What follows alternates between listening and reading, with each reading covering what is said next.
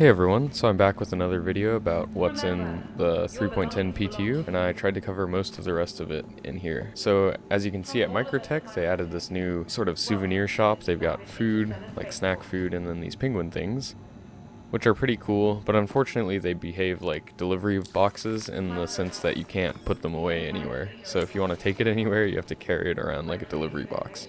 But they're pretty cool, and I've seen a lot of cool screenshots of people bringing them different places.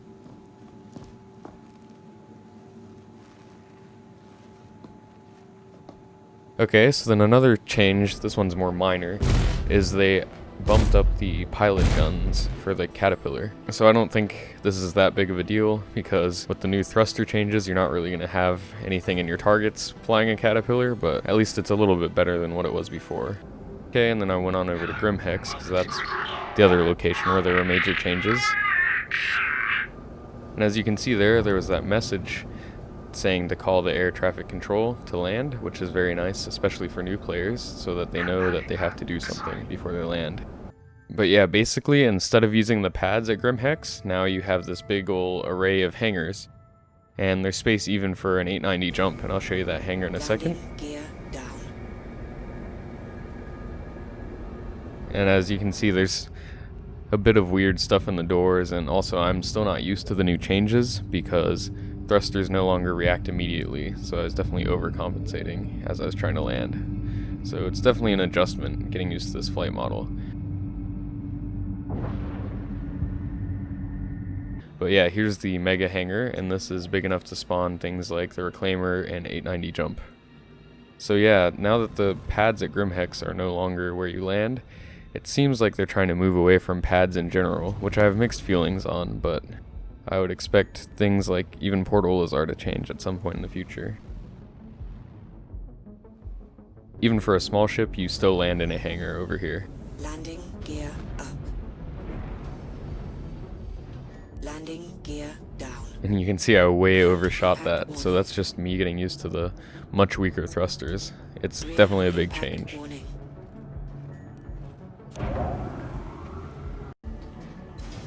Okay, and this is the new hub area. It's not very different. Actually, it's barely changed at all. They just added room for these elevators, and they moved where the vehicle spawning consoles are. The old area still is there, but as you can see, the vehicle terminals are no longer there. And you can go out to the pads, the airlocks are still working and everything, but I don't think you'll ever get directed to land there. Alright, and then moving on to the main concourse of GrimHEX. Nothing has really changed here, except there's also a bartender here. And I actually had a much better experience with this bartender. I think the server was just a little bit more capable of handling it.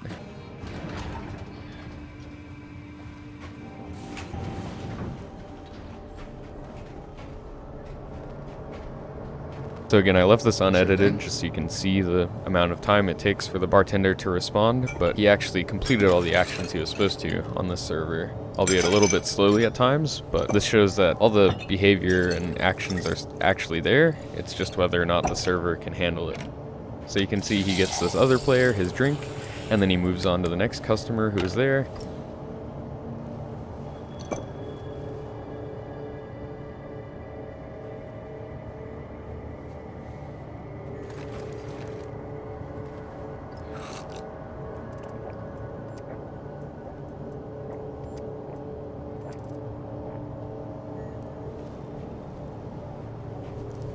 So yeah, I even tried to call him over. Ease up, I'm in the middle of something. And he says he's busy. Now he comes over to me. What can I get you?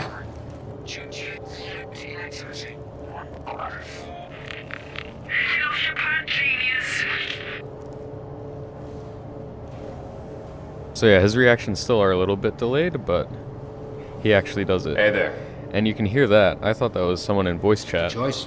But it's actually the NPCs. The NPCs will come and talk to the bartender. So I think the audio is a little bit messed up on that because that didn't sound natural at all. But it's all there, it just needs to be tweaked. So you can see he's using the tap to fill me up a beer. And doesn't seem to care that much about spilling, but I guess these are cups with gravity generators or something. So yeah, he actually gave me the drink, unlike the ones at Wally's bar, so I'll definitely be giving this one a much better review. What can I do you for? Give me a beer. And there you can hear the NPCs in the background interacting with the bartender. Yep, coming right up. So yeah, there definitely is a delay, but he's at least doing the correct things now. So I imagine if they can get some things optimized, there will be enough server overhead to run these guys at full speed. Initiating ship storage procedure. For your safety, please vacate the area. Thank you for your cooperation. So you can see he gets him a drink, somehow doesn't spill it all over him. Thanks. What do you want? I'll have a beer. And he even manages to serve this guy too. Sure thing.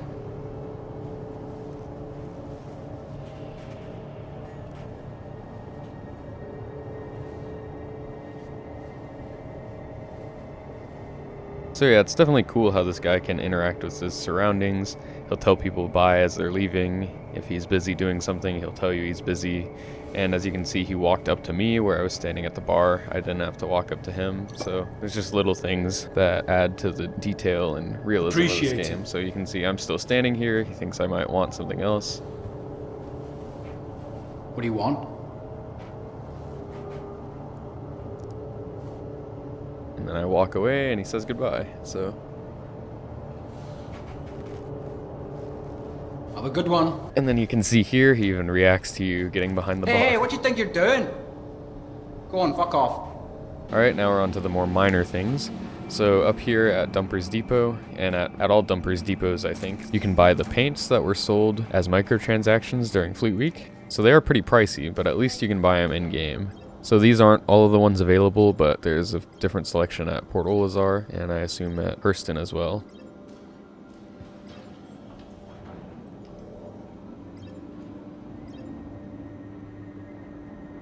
And this is another small feature they added, but it's really nice because all the particle effects of ice and stuff get on your mask. Well, now you can wipe them away if you press left shift and Z, and that'll wipe your mask. Okay, next I wanted to try out landing at Loreville because it's a good place to test out the new atmospheric flight, and they also added the landing splines. They don't look the same as what they teased, and you'll be able to see that in just a second. They're much smaller, and they don't really extend that far. So I really hope they tweak these to make them a bit more useful, because right now it's just kind of an annoyance to have to fly through this one specific path, because it will kick you out if you go outside of the splines. So yeah, you can see, you can't even see them in third person, which is kind of a pain because they aren't much bigger than the Caterpillar. So it would be nice maybe to line it up with that. But as you can see, it gave me this sort of random path. It doesn't even take me to the hangar at the end. So it gets you through the restricted zone, but it doesn't really intelligently path you to your hangar. I'd like to see a lot of changes to the landing system, because I do agree hangars are better than pads, that way you avoid the temptation of pad ramming, but I would prefer this type of hangar that is like on the 890 jump, where you land on the top and it lowers your ship in, or something else, because having these hangars, which are barely bigger than your ship, are very deep and are very hard to line up with and almost impossible to line up with in first person mode. They kind of take away from realism because you have to use your third person mode, and they're just an unnecessary barrier to entry. Because I remember when my friends were playing for Fleet Week, they had a lot of trouble dealing with the hangars. I think it just causes unnecessary problems for most players. And it's not even that realistic, I'd say, because I don't imagine that, one, there would be no automated systems for landing in the year 2950, and also that they'd let just anyone try to land a massive ship in a hangar which is barely bigger than it, but I don't know. But these landing splines are definitely going in the right direction, especially if they adjust them to be more useful. Alright, so that's all I have to show for this video.